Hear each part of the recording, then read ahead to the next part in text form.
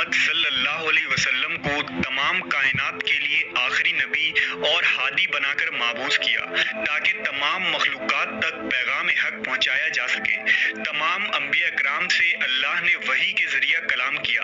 نزول وحی ایک مخصوص اور غیر معمولی کیفیت ہوتی ہے جس کا ادراک عام انسان نہیں کر سکتے۔ یہ عظیم منزلت پر فائز نبیوں سے رابطہ کا ایک خاص طریقہ الہی تھا۔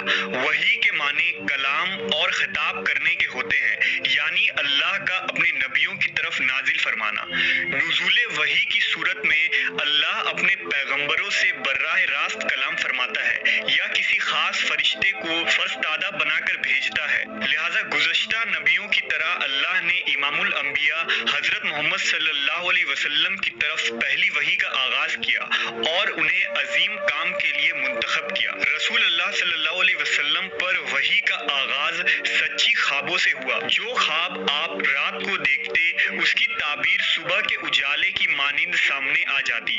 جب آپ صلی اللہ علیہ وسلم 40 برس کے ہوئے تو دنیا سے دل اٹھ گیا اور آپ مکہ کے پہاڑوں میں گوشہ نشی ہو گئے۔ وہاں آپ خلوت میں کئی راتیں عبادت میں گزارتے، پھر توشہ لینے گھر آتے اور واپس ان غاروں میں چلے جاتے۔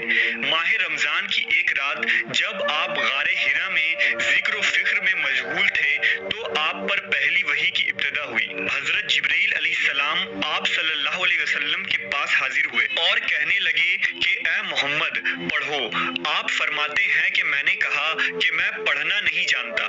آپ فرماتے ہیں کہ فرشتے نے مجھے پکڑ کر اتنے زور سے بھینچا کہ میری طاقت جواب دے گئی، پھر مجھے چھوڑ کر کہا کہ پڑھو۔ میں نے پھر وہی جواب دیا کہ میں پڑھا ہوا نہیں ہوں۔ اس فرشتے نے مجھ کو نہایت ہی زور سے بھینچا کہ مجھ کو سخت تکلیف محسوس ہوئی، پھر اس نے کہا کہ پڑھیے۔ میں نے کہا کہ میں پڑھا ہوا نہیں ہوں۔ فرشتے نے تیسری بار مجھ کو پکڑا اور تیسری مرتبہ پھر مجھ کو بھینچا، پھر مجھے چھوڑ دیا اور کہنے لگا کہ پڑھیے اپنے رب کے نام کی مدد سے جس نے پیدا کیا اور انسان کو خون کی پھٹکی سے بنایا، پڑھیے اور آپ کا رب بہت ہی مہربانیاں کرنے والا ہے۔ بس یہی آیتیں آپ جبرائیل علیہ السلام سے سن کر اس حال میں غار حرا سے واپس ہوئے کہ آپ کا دل اس انوکھے واقعے سے کانپ رہا تھا۔ آپ حضرت خدیجہ کے پاس تشریف لائے اور فرمایا کہ مجھے کمبل اڑا دو، مجھے کمبل اڑا دو۔ لہٰذا آپ کو کمبل اڑا دیا گیا۔ جب آپ صلی اللہ علیہ وسلم کا ڈر جاتا رہا تو آپ نے اپنی زوجہ حضرت خدیجہ کو تفصیل کے ساتھ یہ واقعہ سنایا اور فرمانے لگے کہ مجھ کو اب اپنی جان کا خوف ہو گیا ہے۔ آپ کی اہلیہ حضرت خدیجہ نے آپ کی ڈھارس بندھائی اور کہا کہ آپ کا خیال صحیح نہیں ہے، اللہ کی قسم آپ کو اللہ کبھی رسوا نہیں کرے گا۔ آپ تو اخلاق فاضلہ کے مالک ہیں، آپ تو کنبہ پرور ہیں، بے کسوں کا بوجھ اپنے سر پر رکھ لیتے ہیں، مفلسوں کے لیے آپ کماتے ہیں اور مہمان نوازی میں آپ بے مثال ہیں اور مشکل وقت میں آپ امر حق کا ساتھ دیتے ہیں۔ ایسے اوصاف حسنہ والا انسان یوں بے وقت ذلت و خواری کی موت نہیں پا سکتا۔ پھر حضرت خدیجہ آپ صلی اللہ علیہ وسلم کو ورقہ بن نوفل کے پاس لے گئیں جو آپ کے چچا زاد بھائی تھے اور زمانہ جاہلیت میں نصرانی مذہب اختیار کر چکے تھے اور عبرانی زبان کے کاتب تھے، لہٰذا انجیل کو بھی عبرانی زبان میں لکھا کرتے تھے۔ جب ورقہ بن نوفل کو یہ سارا واقعہ سنایا گیا تو وہ بے اختیار بول اٹھے کہ یہ تو وہی ناموس ہے جسے اللہ نے موسیٰ علیہ السلام پر وحی دے کر بھیجا تھا۔ کاش میں آپ کے اس عہد نبوت کے شروع ہونے پر جوان عمر ہوتا، کاش میں اس وقت تک زندہ رہتا جبکہ آپ کی قوم آپ کو اس شہر سے نکال دے گی۔ رسول اللہ صلی اللہ علیہ وسلم نے یہ سن کر تعجب سے پوچھا کہ کیا وہ لوگ مجھ کو نکال دیں گے؟ ورقہ کہنے لگے ہاں یہ سب کچھ سچ ہے، مگر جو شخص بھی آپ کی طرح امر حق لے کر آیا لوگ اس کے دشمن ہی ہو گئے ہیں۔ اگر مجھے آپ کی نبوت کا وہ زمانہ مل جائے تو میں آپ کی پوری مدد کروں گا، مگر ورقہ کچھ دنوں کے بعد انتقال کر گئے۔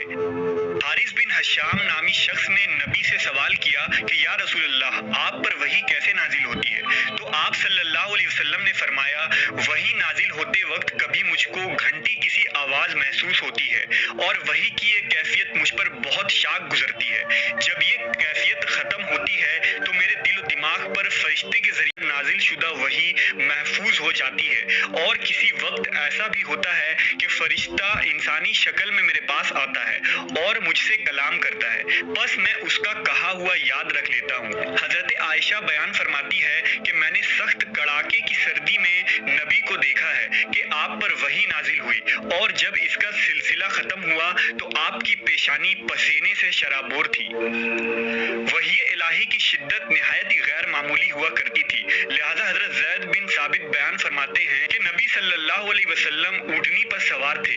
इसी दौरान आप पर वही का नुज़ूल शुरू हो गया, लिहाजा वो ऊँटनी भी उस बोझ की मुतहम्मिल ना हो सकी, बल्कि घुटनों के बल बैठ गई।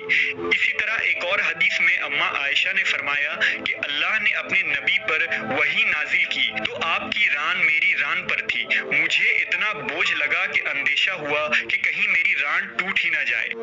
वही की सबसे आला और इंतहा दर्जा वो थी जब मेराज में रसूलुल्लाह सल्लल्लाहु अलैहि वसल्लम अल्लाह से बर्रा रास्त हम कलाम हुए। अल्लाह रब्बुल इज़्ज़त ने बनी आदम को गुमराही से बचाने के लिए